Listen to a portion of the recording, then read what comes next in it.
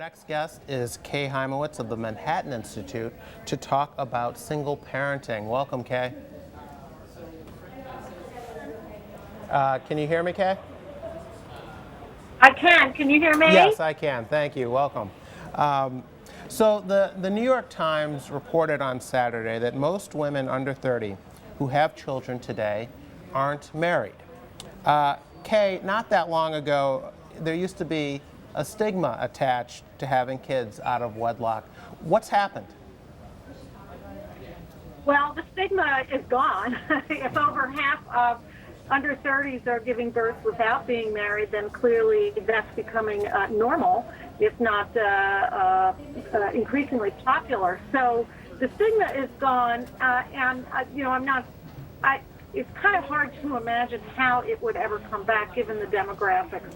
I think it's very, very striking that we're seeing more of this among the younger generation, among the millennials, as they're sometimes called. But the important thing I think for everybody to understand is that this sort of single parenthood, single motherhood, is very concentrated among those with less education, that is, with less than a college degree, and low-income men and women.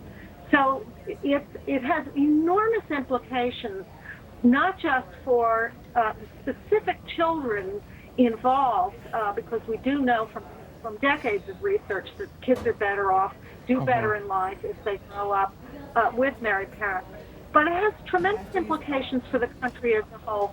It's been striking to me that at the time that so many liberals are talking about inequality and concerned about life at the bottom, that they haven't seen the connection here. You're much more likely to be poor if you grow up in a single-parent home, Right. mother home, and you're much less likely to be able to move up. Yeah. I want to talk about the disparate impact of these trends on different demographic groups. But back to the stigma, Kay. I mean, it's not just young people having kids. Just 59% of all mothers today are married when they have children in the U.S. And the stigma, Kay, it didn't just go away, and we don't know why. The left seemed to work very hard to get rid of this stigma. I mean, I'm sure you remember the Murphy-Brown debates that we had, 20 years ago now, where a television character having a child outside of marriage, was presented in a positive light. This was a very big deal at the time. I mean, the left worked very hard to argue, in a sense, that it's not the behavior that's wrong, it's society's view of that behavior that's wrong, right? Well, actually, you really could trace it back to 1965 in the Moynihan report. Remember that when Moynihan wrote his report warning of problems that he saw developing in the black family, rise to 24% of all births to black mothers were to unmarried mothers. He was pilloried for even seeing this as a concern. Now, there were various complicated reasons for that, some of them having to do with civil rights leaders being very, very concerned about how blacks were being portrayed. But there was also a lot of resistance from feminists who said, well, why would we want to be part of this decadent nuclear family? Who's to say that that's a better way of life? And for a number of decades, it wasn't just activists. Scholars also were very, very slow to see what was happening.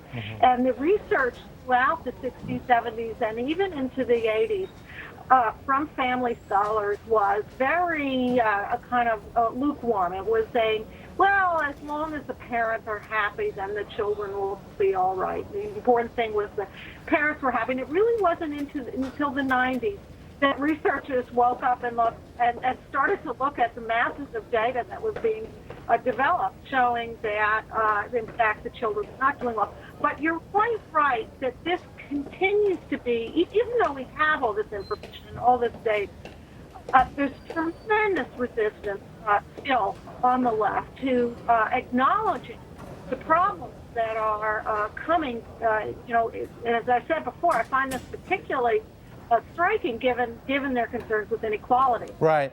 Kay, what is driving the trend? Is it more cohabitation? Is it a shortage of marriageable men? Is it the pill? Is it a welfare system that sort of replaces men in the home? What's behind this? Well, I think it's less the welfare issue than it might have been in the very beginning when we first began to see these rates rise. What's happened is that women are expecting, the norms have changed so utterly, so that in certain communities, increasingly, and for instance, white working class communities, that's the message from Charles Murray's new book, but for quite some time in low-income Black communities, in Hispanic communities, it's a norm. Nobody gets married. There are generations of children growing up in the inner city who have never met a married couple. So that's what drives it at this point.